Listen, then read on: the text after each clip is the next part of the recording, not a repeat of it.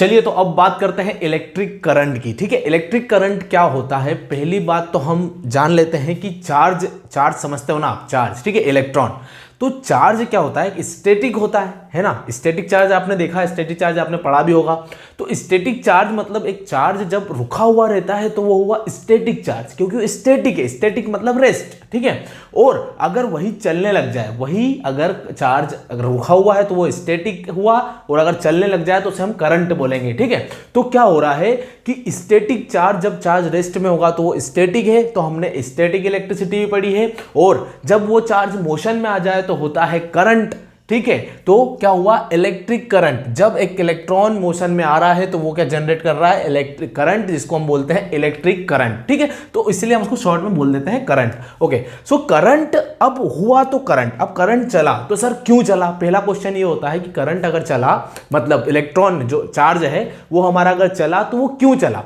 पहली बात हम देख चुके हैं कि किसी भी डिफरेंस के कारण ही कहीं ना कहीं मोशन होता है। ये पूरे यूनिवर्स में अगर डिफरेंस होगा, कैसे डिफरेंस, हम पहले भी वो टंकी वाला एग्जांपल बहुत बार देख चुके हैं। एक बार और देख लेते हैं कि दो टंकियां हैं, सेम लेवल पे रखी हुई है, ग्राउंड लेवल जो है उसका सेम है, दोनों में एक में पूरा पानी भरा हुआ है ऊपर तक। ठीक है, पानी एक में और एक खाली है, एक टंकी कैसी हमारी खाली है। अब मान लो दोनों को हमने नीचे से ज्वाइन कर दिया, कनेक्ट कर दिया।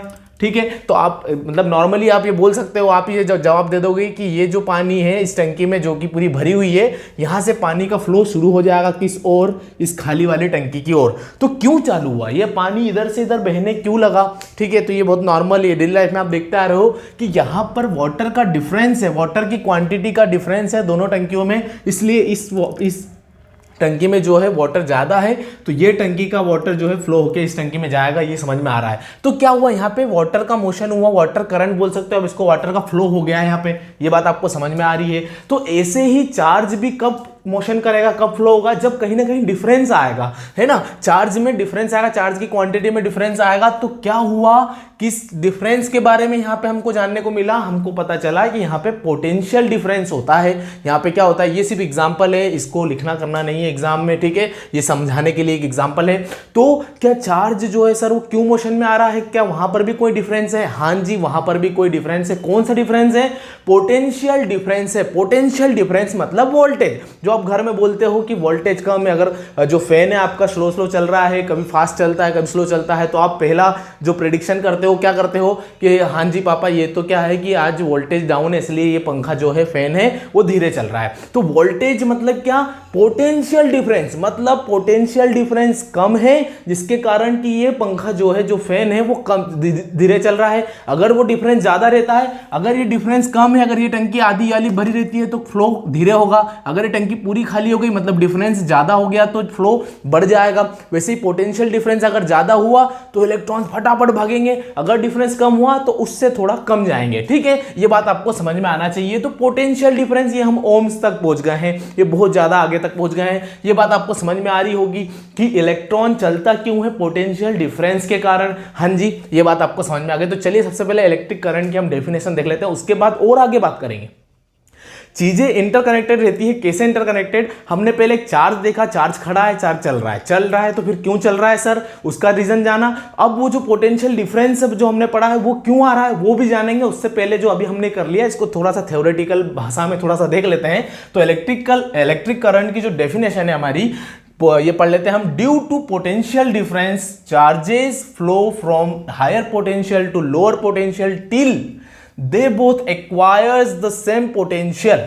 यहां पे सेम पोटेंशियल डिफरेंस मत लिख देना गलती से, आपको समझ में आ रही होगी ये भाषा जो मैंने अभी समझाया है और ये डेफिनेशन है।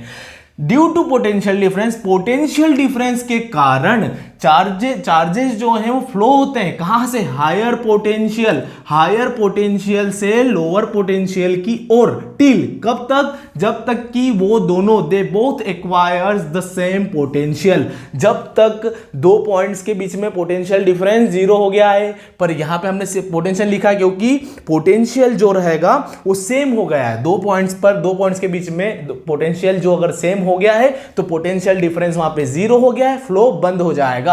तो कब तक फ्लो होता है, जब तक कि वो सेम पोटेंशियल पे ना आ जाए। This flow of charge is called electric current, इसी फ्लो ऑफ चार्ज को करंट, इलेक्ट्रिक करंट कहा जाता है। देख लेते हैं, द चार्ज इज इलेक्ट्रॉन। ये बहुत अच्छे से आपको समझ में आना चाहिए कि मोशन कौन सा चार्ज, देखो कौन कौन से चार्ज रहते हैं, इलेक्ट्रॉन, प्रोटॉन और न्यूट्रॉन, ठीक है। ये और आगे आप पढ़ने वाले हो, हायर स्टडीज में 11th 12th में पढ़ लोगे आप। तो इलेक्ट्रॉन, प्रोटॉन और न्यूट्रॉन मतलब क्या, पॉजिटिव नेगेटिव। इलेक्ट्रॉन होता है हमारा नेगेटिव, प्रोटॉन होता है हमारा पॉजिटिव और जो न्यूट्रॉन होता है वो न्यूट्रल रहता है। तो इलेक्ट्रॉन हुआ हमारा, प्रोटॉन हुआ, तो प्रोटॉन कभी भी मोशन नहीं करता है। मोशन कौन करता है, ये सब आगे पढ़ने वाले हो, क्यों नहीं करता है, क्या है, ये सब आगे पढ़ोगे, अभी लोड लेने की जरूरत नहीं है। तो हमारा मोशन करता है इलेक्ट्रॉन। तो करंट में कौन सा चार्ज क्या कर रहा है, मोशन कर रहा है। तो हम किसकी बात करेंगे, इलेक्ट्रॉन की बात करेंगे। तो द चार्ज इज इलेक्ट्रॉन। तो कौन सा चार्ज रहता है यहाँ पे, इलेक्ट्रॉन रहता है। The amount of electric current is equal to how much electric charge flow from a given point in 1 second. ये भाषा से आपका फॉर्मूला निकलेगा। देखो अब समझ में आ रही होगी बात कि अब हमने चार्ज को फ्लो तो करवा दिया है। अब चार्ज को फ्लो करा आपने, तो इलेक्ट्रिक करंट को मेजर कैसे करोगे कि हाँ भैया कितना चार्ज फ्लो हुआ, ये तो पता लगना चाहिए। तो कितना चार्ज जनरेट हुआ है, the amount of electric current is equal to, तो इलेक्ट्रिक करंट मतलब आई से शो करते हैं इसको हम, ये आगे और देखेंगे, अच्छे से देखेंगे, वो किसके बराबर होता है, the how much electric charge flow, कितना चार्ज फ्लो हुआ फ्रॉम अ गिवन पॉइंट, किसी पॉइंट, मतलब पॉइंट कौन सा, जैसे कोई भी कंडक्टर है, ठीक है, कंडक्टर में यहां पे इलेक्ट्रॉन का मोशन हो रहा है, इलेक्ट्रॉन का मान लो ये मोशन हो रहा है, इलेक्ट्रॉन का मोशन हो रहा है, इस डायरेक्शन में इलेक्ट्रॉन का मोशन होता है, तो करंट किधर इंड्यूस होता है, इस साइड होता है, ठीक है, अपोजिट डायरेक्शन में। तो कितना करंट हुआ, मान लो हमने इस पॉइंट पे देख लिया, इस पॉइंट पे, मतलब इसको हमने जूम करके देख रहे हैं हम, तो यहां पे मान लो ये एरिया में हमने ले लिया है, तो इस पॉइंट पे हमने देखा, तो इस पॉइंट से कितना करंट जो है हमारा फ्लो हो रहा है, कितना करंट पास हो रहा है। तो करंट कब होगा, जब इलेक्ट्रॉन मोशन करेंगे। तो इधर इलेक्ट्रॉन कितने मोशन कर रहे हैं, कितना इलेक्ट्रॉन कौन है, चार्ज है, कितना चार्ज फ्लो हो रहा है कितने टाइम में, मतलब इसको हमने 1 सेकेंड ले लिया इस डेफिनेशन के अकॉर्डिंग, तो 1 ले लो इसको। तो कितना चार्ज फ्लो हो रहा है 1 सेकेंड के अंदर, ये होता है आपका इलेक्ट्रिक करंट की standard definition. The amount of electric current is equal to how much electric charge flow from a given point in 1 second, in a second या इन 1 सेकेंड, ठीक है। ये चीज आपको समझ में आना चाहिए। ओके, सो आगे बढ़ते हैं, आगे और थोड़ा सा इसको हम देख। ओके, सो चलिए अब देख लेते हैं, हमने लास्ट डेफिनेशन देखी थी जो कि क्या थी इलेक्ट्रिक करंट की, कि अगर मतलब जितना चार्ज फ्लो हो रहा है किसी पर्टिकुलर टाइम में, वो होता है हमारा करंट। तो करंट को हमारा क्या हुआ था फॉर्मूला, Q बाय टी, ठीक है। इसको आप एक और चीज पढ़ सकते हो, rate of flow of charge, मतलब जब कोई भी क्वांटिटी अगर टाइम से डिवाइड होती है तो उसमें rate of flow of charge, मतलब यहाँ पे अगर करंट फ्लो हो रहा है, मतलब चार्ज फ्लो हो रहा है, तो rate of flow of charge क्या हो जाएगा, हमारा करंट हो जाएगा। ये बात आपको समझ में आ गई है। तो कूलॉम पर सेकेंड होती है इसकी यूनिट, क्यू की कूलॉम हो जाएगी, चार्ज की क्या होती है, कूलॉम होती है, और टाइम की होती है सेकेंड। तो कूलॉम पर सेकेंड या फिर एम्पियर भी बोल सकते हो, इसको एम्पियर भी बोलते हैं। ये हुआ, आपको समझ में आ गया। अब मिली या माइक्रो एम्पियर अगर आता है, तो मिली या माइक्रो एम्पियर बहुत कम छोटे क्वांटिटी के हमारे चार्ज को नापने के लिए, हमारे मतलब करंट को नापने के लिए, तब हम मिली और माइक्रो का यूज करते हैं, ठीक है। ओके, सो अब हम देख लेते हैं करंट की डायरेक्शन। हम एक सर्किट बना लेते हैं प्यारा सा, ठीक है। ये हमने बनाया एमीटर, ये हुआ हमारा रेजिस्टेंस, ये हुई हमारी, ठीक है, यहां पे की लगा देते हैं, ठीक, ये क्लोज किए। अब यहां पे क्या हो रहा है, ये पॉजिटिव टर्मिनल और नेगेटिव, मैंने बोला था पोटेंशियल डिफरेंस। तो पोटेंशियल डिफरेंस कैसे आता है, जो बड़ी डंडी है इसको V वोल्ट माना जाता है, जो छोटी डंडी है इसको 0, तो V माइनस 0 करने पर हमारा आता है पोटेंशियल डिफरेंस V। तो इस बैटरी का ये कॉम्बिनेशन ऑफ सेल है, ठीक है, ये बात समझ में आ रही। कॉम्बिनेशन ऑफ सेल क्या होती है, हमारी बैटरी होती है। तो इस बैटरी का पोटेंशियल डिफरेंस है V वोल्ट, ये बात आपको समझ में आ रही है। तो यहां पे पोटेंशियल डिफरेंस आया, वैसे ही यहां पे करंट का सप्लाई शुरू जाता है। तो किधर से किधर होता है वो देखते हैं हम, ठीक है। तो करंट हमेशा positive terminal to negative terminal of the battery motion करता है, या सेल, मतलब पॉजिटिव टर्मिनल से नेगेटिव टर्मिनल की ओर मोशन करता है, क्योंकि हमारे इलेक्ट्रॉन जो रहते हैं वो नेगेटिव से पॉजिटिव मोशन करते हैं। तो इसके अपोजिट डायरेक्शन में, इलेक्ट्रॉन के अपोजिट डायरेक्शन में हमारा करंट मोशन करता है।